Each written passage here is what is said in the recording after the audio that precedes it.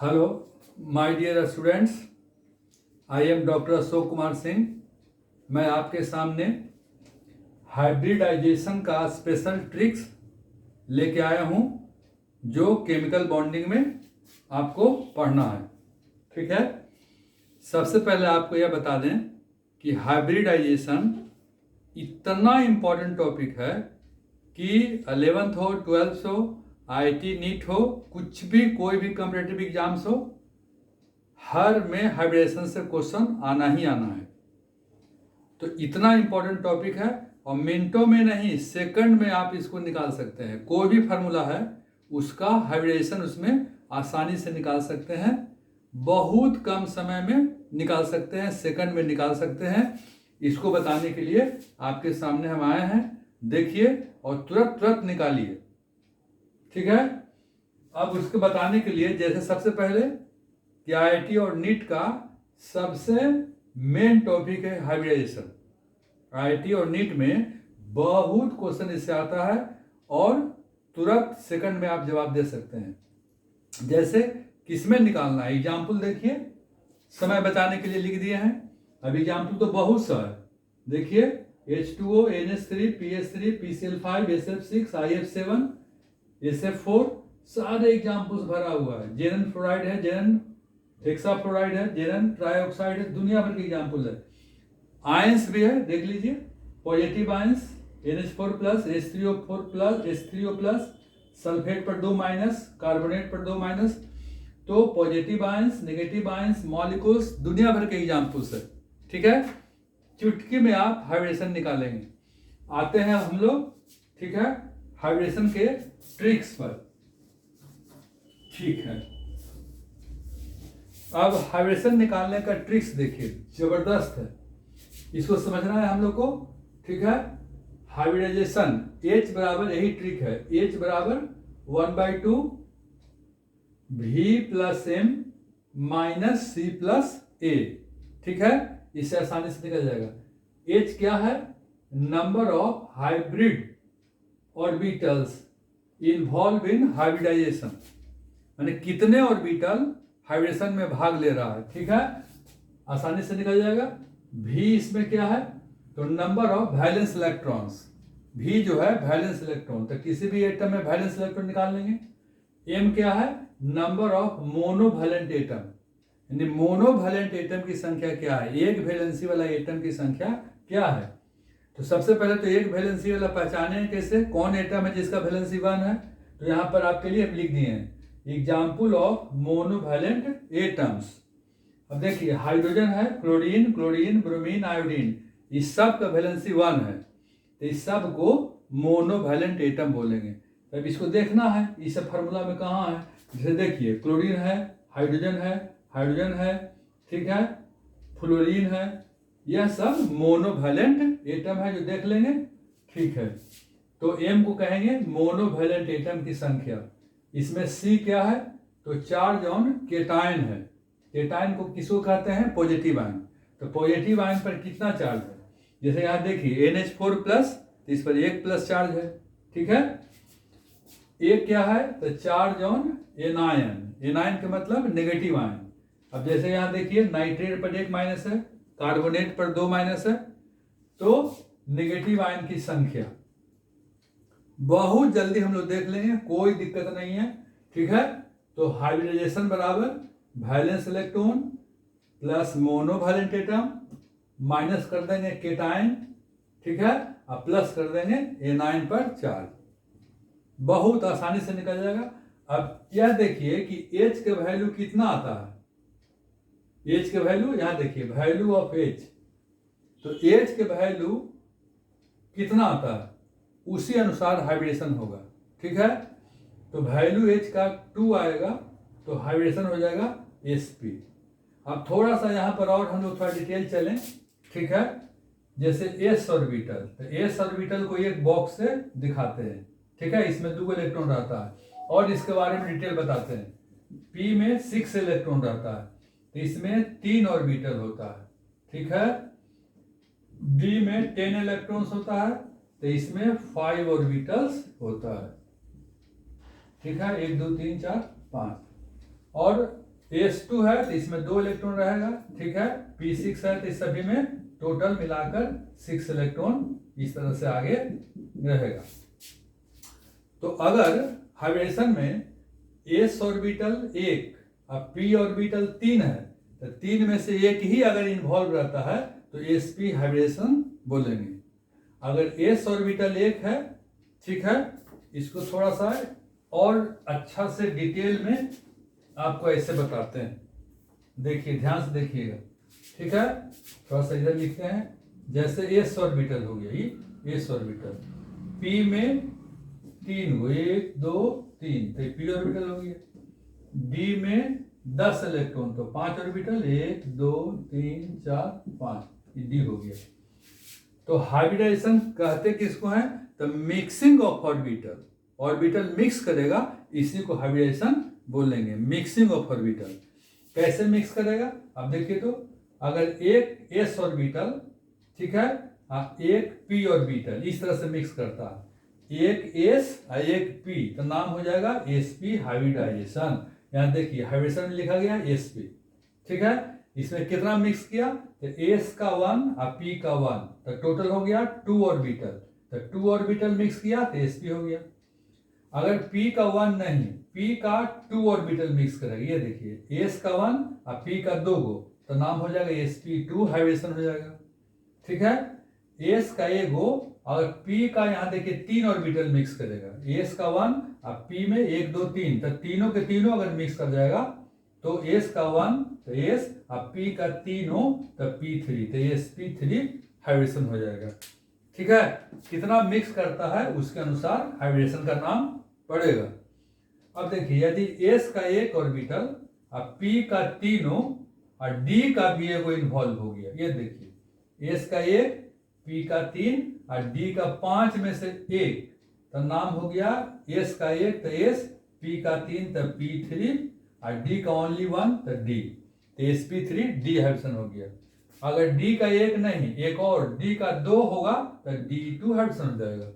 अगर d का 2 नहीं, 3 इन्वॉल्व होगा तो d3 हाइब्रिडेशन हो जाएगा, ठीक है। तो आप समझ में आ गया कि कितना ऑर्बिटल्स भाग लेता है।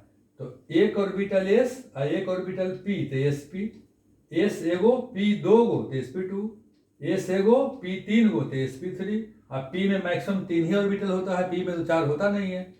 तो अब d में आइए, तो s का एगो, p का 3 और d का 1 तो sp3d हो जाएगा। s का 1, p का 3 और d का 2 तो sp3d2 हो जाएगा। s का 1, p का 3 और d का 3, ये देखिए 1 2 3 d का तो sp3d हाइब्रिडेशन हो जाएगा। तो आप इस तरह से मिक्सिंग ऑफ ऑर्बिटल के बारे में आप देख लिए, ठीक है। अब मिक्सिंग ऑफ ऑर्बिटल को ही हाइब्रिडाइजेशन कहते हैं, ठीक है।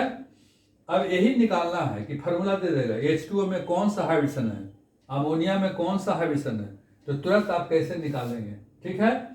तो अब देखिए H का वैल्यू कितना आता है, तो H के वैल्यू 2 आएगा तो sp, 3 आएगा तो sp2, 4 आएगा तो sp3, 5 आएगा, इस तरह से H का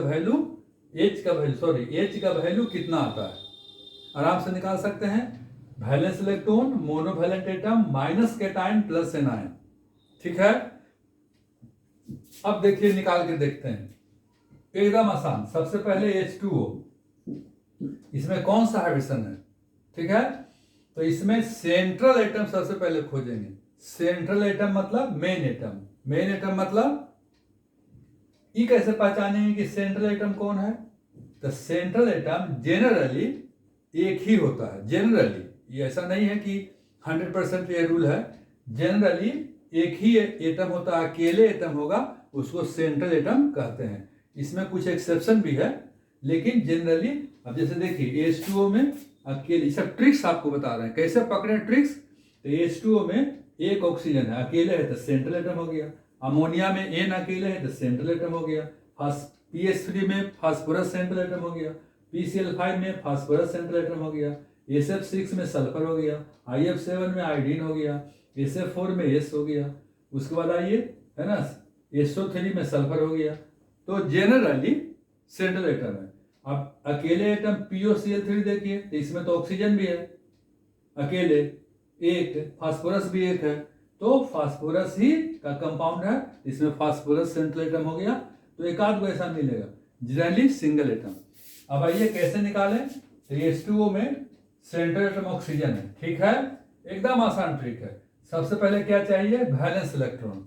तो वैलेंस इलेक्ट्रॉन के लिए इलेक्ट्रॉनिक कन्फिग्रेशन लिखना होगा।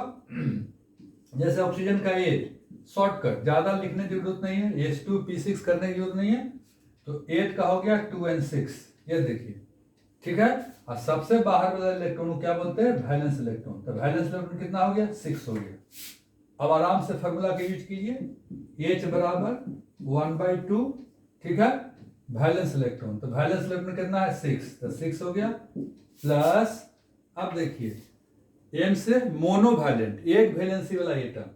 तो वाटर में हाइड्रोजन है एक वैलेंसी वाला, बिल्कुल है, यहाँ देखिए बता चुके हैं।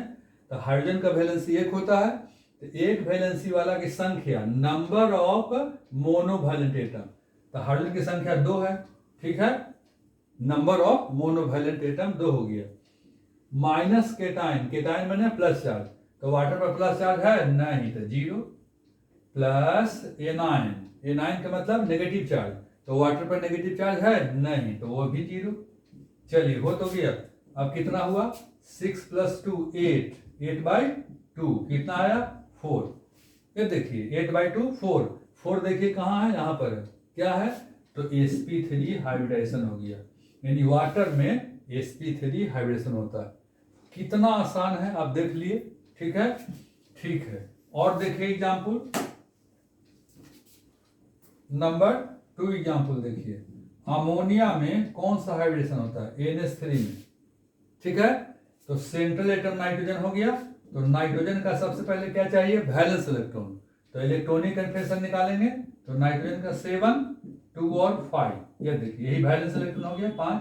जो सबसे आउटर मोस्ट में जो इलेक्ट्रॉन प्रेजेंट रहता है उसी को वैलेंस इलेक्ट्रॉन बोलते हैं। सबसे बाहर वाला ऑर्बिट में जो इलेक्ट्रॉन प्रेजेंट होगा उसी को वैलेंस इलेक्ट्रॉन बोलेंगे।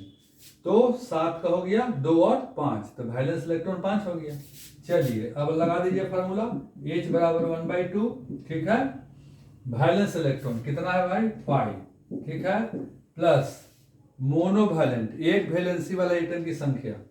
तो इसमें अमोनिया में कौन है, हाइड्रोजन है, और हाइड्रोजन कैसा एग्जाम्पल है, मोनोवैलेंट का एग्जाम्पल है ये, देखिए, तो यानी मोनोवैलेंट तो है ही, ठीक है।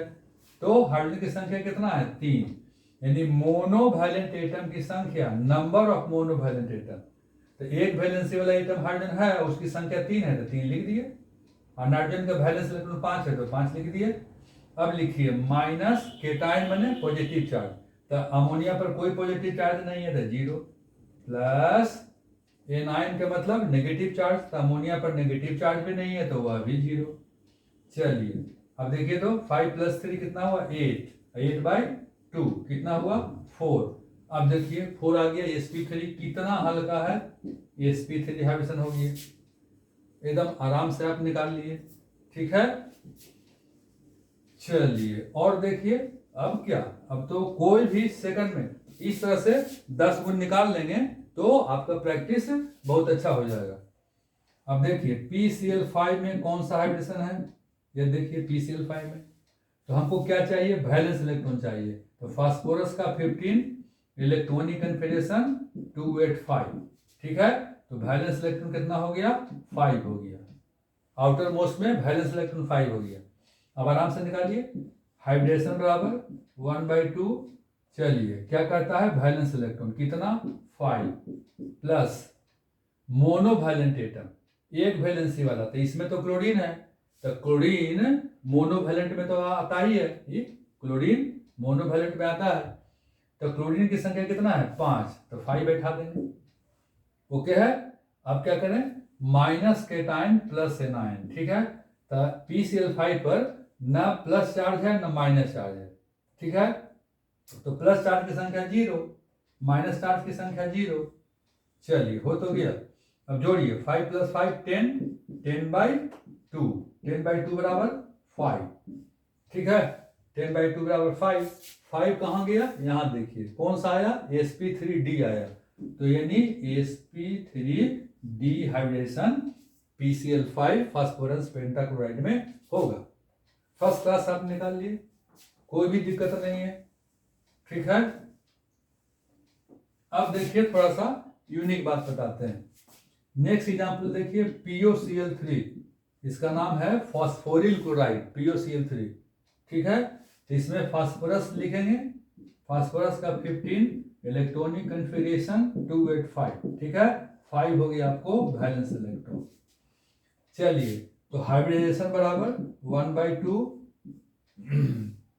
अब देखिए वैलेंस इलेक्ट्रॉन, तो फास्फोरस का वैलेंस इलेक्ट्रॉन 5, तो 5 हो गया, प्लस मोनोवैलेंट एटम की संख्या। अब देखिए यहां पर ऑक्सीजन है, तो ऑक्सीजन की वैलेंसी 1 नहीं है, इस लिस्ट में नहीं है। ऑक्सीजन की वैलेंसी 2 होता है, तो ये डाईवैलेंट है, मोनोवैलेंट नहीं है। इसका मतलब ये हुआ कि ऑक्सीजन को चुपचाप छोड़ देंगे, उसको गिनेंगे नहीं, क्योंकि डाईवैलेंट है, ऑक्सीजन की वैलेंसी 2 होता है, और यहाँ चाहिए मोनोवैलेंट। आगे बढ़िए, क्लोरीन है, तो क्लोरीन तो मोनोवैलेंट है ये, तो क्लोरीन की संख्या 3 है, तो 3 लिख देंगे, ठीक है। जो मोनोवैलेंट है वही लिखेंगे, और इसमें कोई डाईवैलेंट ट्राईवैलेंट भी बैठा रहे तो उस सबको छोड़ देंगे। क्या, क्यों छोड़ देंगे? क्योंकि मोनोवैलेंट चाहिए, तो ऑक्सीजन को छोड़ देंगे, नहीं गिनेंगे क्योंकि डाईवैलेंट है। चलिए, तो क्लोरीन की संख्या 3 हो गया, ठीक है। अब इस पर ना प्लस है ना माइनस है, ठीक है, तो सब हो गया 0 0। चलिए अब क्या करेंगे, तो 5 + 3 8, 8/2 कितना हो गया 4। अब आइए 4 कहाँ है जी, sp3, तो 4 में sp3। चलिए हो तो गया, निकल गया। तो वैलेंस इलेक्ट्रॉन कितना देख लिए फास्फोरस का 5, ऑक्सीजन छोड़ देंगे, मोनोवैलेंट 3/2, 8/2 4, sp3 हाइब्रिडाइजेशन आपका हो गया। एकदम आसानी से निकाल लिए, ठीक है। और आपको बता दें, इसमें देखिए तो HCF2 जेनन डाइफ्लोराइड, जेनन का कंपाउंड है, ठीक है। चलिए, अब जेनन का वैलेंस इलेक्ट्रॉन कितना होगा, तो देखिए जेनन 0 ग्रुप में है, 0 ग्रुप में हीलियम को छोड़कर सारे एलिमेंट का वैलेंस इलेक्ट्रॉन 8 होता है, क्योंकि उसका ऑक्टेट पूरा है, आउटर मोस्ट में 8 इलेक्ट्रॉन है, ऑक्टेट पूरा है, तो उसका वैलेंस इलेक्ट्रॉन 8 होगा। तो जेनन का डायरेक्टली लिख दें वैलेंस इलेक्ट्रॉन 8, ठीक है। हीलियम छोड़ के 0 ग्रुप के सारे एलिमेंट का वैलेंस इलेक्ट्रॉन 8 है, हीलियम छोड़ के, ऑक्टेट पूरा है बोलते हैं। चलिए, तो वैलेंस इलेक्ट्रॉन हीलियम जेनन का 8 हो गया। अब आराम से निकालिए, तो H बराबर 1/2, वैलेंस इलेक्ट्रॉन कितना है, तो 8 प्लस मोनोवैलेंट। अब देखिए इसमें फ्लोरीन है, तो फ्लोरीन मोनोवैलेंट है, बिल्कुल है ये। अब फ्लोरीन की संख्या कितना है 2, तो 2 बैठा दीजिए आराम से। अब क्या है, इस पर ना माइनस है ना प्लस है, तो केटायन 0, एनायन 0, प्लस माइनस 0, ठीक है। अब कितना हुआ 8 + 2 10, 10/2 5 आ गया, ठीक है। अब 5 में क्या करेंगे, तो खोजिए, 5 में sp3d, 5 में sp3d हाइब्रिडाइजेशन हो गया, ठीक है। आराम से निकाल लिए। अब देखिए HCF6 जेनन हेक्साफ्लोराइड, इसमें कौन सा हाइब्रिडेशन होगा भाई, तो आप ये देख लिए कि जेनन का वैलेंस इलेक्ट्रॉन कितना 8, जेनन का वैलेंस इलेक्ट्रॉन 8, ठीक है। तो बैठाइए, हाइड्रोजन बराबर 1/2, वैलेंस इलेक्ट्रॉन 8, ठीक है, वैलेंस इलेक्ट्रॉन 8। मोनोवैलेंट है कि नहीं, तो फ्लोरीन है, अब मोनोवैलेंट में फ्लोरीन आता है, इसकी संख्या कितना है 6, तो +6, ठीक है। अब इस पर ना प्लस है ना माइनस है, तो 0 0, केटायन एनायन 0। अब क्या करेंगे, जोड़िए, 6 + 8 14/2 कितना आ गया 7। अब देखिए 7 कहाँ लिस्ट में है, 7 तो यहाँ है, sp3d3, sp3d3 हाइब्रिडेशन हो गया, तो चुटकी में निकल गया। आप टाइम देखिए, ठीक है, और पट से बनाना चालू कीजिए, देखिए तो कितना सेकंड लगता है। तो इसलिए आपको सेकंड में हाइब्रिडेशन निकालने का ट्रिक्स आपको बताए, ठीक है। अब आपको बताते हैं पॉजिटिव आयन, आयन का तो बताया ही नहीं, पॉजिटिव आयन कैसे निकलेगा। अब देखिए NH4+, इसको कहते हैं अमोनियम आयन, ठीक है। इसका नाम है अमोनियम, अमोनियम आयन, इसका नाम है अमोनियम आयन। इसमें कैसे निकलेगा? बिल्कुल वैसा ही निकलेगा। नाइट्रोजन जो है सेंट्रल एटम है, ठीक है, तो क्यों सेंट्रल? अकेले है, यही ट्रिक्स पहचानने का है। यह ट्रिक्स 99% करेक्ट है, एक आध वो एक्सेप्शन में मिलेगा तो उसको कोई खास बात नहीं है, पहचान लीजिएगा। तो नाइट्रोजन सेंट्रल एटम है, इसका एटॉमिक नंबर 7, ठीक है, 2 और 5 हो गया। चलिए, तो वैलेंस इलेक्ट्रॉन हमको पता हो गया 5। अब निकालिए तो जरा, हाइब्रिडेशन बराबर 1/2। चलिए, क्या बोलता है? वैलेंस इलेक्ट्रॉन कितना है? Valence electron 5 plus monovalent. तो हाइड्रोजन मोनोवैलेंट है? तो बिल्कुल तो है, क्या है? हाइड्रोजन मोनोवैलेंट है। तो इसकी संख्या कितना है? 4, तो +4 दे देंगे, क्योंकि नंबर ऑफ मोनोवैलेंट, तो मोनोवैलेंट हाइड्रोजन है, उसकी संख्या 4। चलिए, अब आइए माइनस। माइनस में क्या कहता है? केटाइन। केटाइन मतलब प्लस चार्ज, माइनस केटाइन का मतलब प्लस चार्ज। तो प्लस चार्ज इस पर है, तो है ही, एक को प्लस चार्ज दिख रहा, प्लस चार्ज दिख रहा है ये। अगर किसी पर 2 होता तो 2 लिखते। यहाँ बहुत फर्स्ट क्लास आ गया, नया आ गया, माइनस केटाइन। तो माइनस केटाइन मैंने पॉजिटिव आयन, एक है तो 1 लिख दिया। 2 रहता तो 2 लिखते, 3 रहता 3 लिखते, तो यहाँ फिलहाल 1 है तो 1 लिख दिए। प्लस ए से एनाइन, एनाइन मैंने प्लस आयन, इस पर प्लस चार्ज है नहीं, तो 0, प्लस चार्ज है ही नहीं। एनाइन मतलब नेगेटिव चार्ज, सॉरी, तो एनाइन का मतलब हो गया नेगेटिव चार्ज, तो इस पर नेगेटिव चार्ज है नहीं, तो लिखा गया 0। कोई दिक्कत नहीं है, तो हाइब्रिडेशन बराबर क्या किए? 1/2 प्लस वैलेंस इलेक्ट्रॉन कितना? 5, तो 5 हो गया। मोनोवैलेंट एटम हाइड्रोजन है 4, तो 4 हो गया। माइनस केटाइन, केटाइन मैंने प्लस आयन 1 है तो 1 हो गया। प्लस एनाइन, एनाइन का मतलब नेगेटिव नहीं है तो 0 हो गया। चलिए, अब क्या करेंगे? 5 + 4 9, 9 में से 1 माइनस हो गया तो 8, अब बाई 2, 8/2 कितना हो गया? 4 में आया तो देखिए, लिस्ट देखिए, sp3 हाइब्रिडेशन हो गया। तो फर्स्ट क्लास तो है, प्लस रहे माइनस रहे, ये यहाँ पर लिख दीजिएगा इस फार्मूला में, तो अमोनियम का आप आराम से निकाल लिए, sp3 हाइब्रिड डाइजेशन। अब कुछ नेगेटिव आयन का देखिए, ठीक है। अब जैसे सल्फेट SO4 पर 2 माइनस, ये देखिए, अब इसमें कौन सा हाइब्रिडेशन होगा? ठीक है, तो सेंट्रल एटम कौन है? सल्फर, अकेले है, सिंगल है, तो सल्फर का 16 का क्या लिखेंगे? 2 8 6, 16 का 2 8 6, ठीक है। लास्ट वाला वैलेंस इलेक्ट्रॉन हो गया, ये तो खोजना ही है, इसके बिना तो कुछ होगा नहीं। चलिए, फार्मूला का यूज कीजिए, H बराबर 1/2, ठीक है। अब आइए वैलेंस इलेक्ट्रॉन, कितना है वैलेंस इलेक्ट्रॉन? 6, ठीक है, हड़बड़ाना नहीं है, आराम से कीजिए। प्लस अब क्या है? मोनोवैलेंट, एक वैलेंसी, तो इसमें ऑक्सीजन है, मतलब एक वैलेंसी वाला इतना जो लिखाए हैं इसमें तो है ही नहीं, तो मोनोवैलेंट की संख्या चाहिए, तो ऑक्सीजन तो डाइवैलेंट है, तो है ही नहीं, तो नहीं है तो 0 रहेगा। 1 2 3 4 तब ना लिखेंगे, लेकिन एक वैलेंसी वाला तो है ही नहीं, तो उसकी संख्या सॉरी 0 हो गया। ऑक्सीजन को डाइवैलेंट है तो है ही नहीं, तो 0। चलिए, अब आ गया ये माइनस केटाइन, केटाइन माने प्लस चार्ज, तो इस पर कहाँ प्लस चार्ज है? इस पर तो माइनस चार्ज है, तो प्लस चार्ज की संख्या भी 0 हो गया, ठीक है। उसके बाद आइए प्लस एनाइन, एनाइन का मतलब नेगेटिव आयन, हाँ, तो नेगेटिव चार्ज है, बिल्कुल है, 2 गो, ठीक है। प्लस एनाइन, तो प्लस एनाइन में नेगेटिव आयन तो है 2 गो, तो 2 लिख देंगे। अब हो गया, अब कैलकुलेट कीजिए तो 6 + 2 कितना हो गया? 8/2 कितना हो गया? 4। अब देखिए 4 में क्या आ गया? sp3 हाइब्रिडेशन हो गया, तो नेगेटिव आयन का भी आप निकाल लिए, ठीक है, तो आराम से नेगेटिव आयन का भी निकाल सकते हैं, ठीक है। एक आध और नेगेटिव आयन का निकालिए, जैसे कार्बोनेट पर 2 माइनस, ठीक है। अब इसमें कौन सा हाइब्रिडेशन होगा?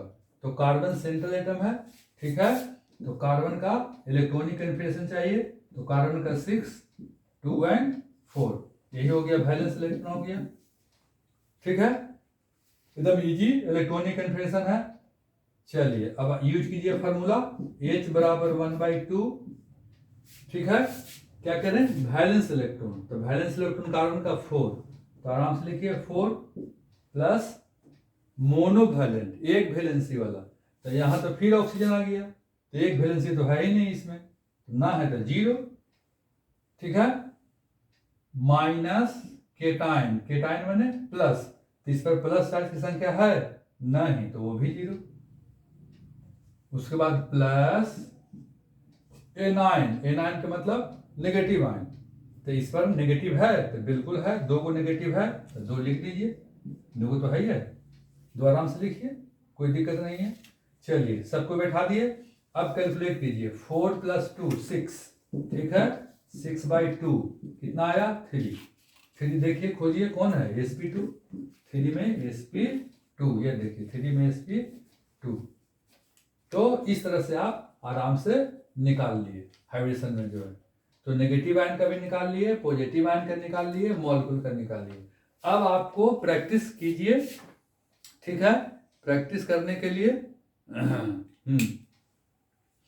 प्रैक्टिस करने के लिए बहुत सारे फार्मूला यहाँ पर हम दे दिए हैं, किसी का भी निकाल लीजिए, पॉजिटिव आयन भी है, नेगेटिव आयन भी है, मॉलिक्यूल है, यह सब कॉम्पिटिटिव एग्जाम में आने वाला मॉलिक्यूल्स है।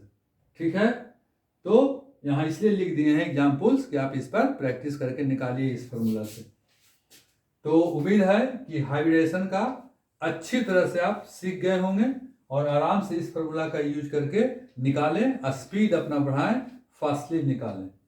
ठीक है, तो आप सभी को, विद्यार्थियों को थैंक यू, शुभकामनाएं। आप आगे मेहनत करते रहिए, लगे रहिए, एक न एक दिन सफलता जरूर मिलेगा। अब हाइब्रिडेशन के बाद नेक्स्ट जो है बहुत सारे हैं, जैसे बॉन्ड ऑर्डर कैसे निकालेंगे, ठीक है, डाइपोल मोमेंट कैसे निकालेंगे, यह सब बहुत सारी चीज है जो केमिकल बॉन्डिंग के अंदर है। अब हम नेक्स्ट वीडियो में आगे आपसे मिलेंगे। ओके, सभी को थैंक्स।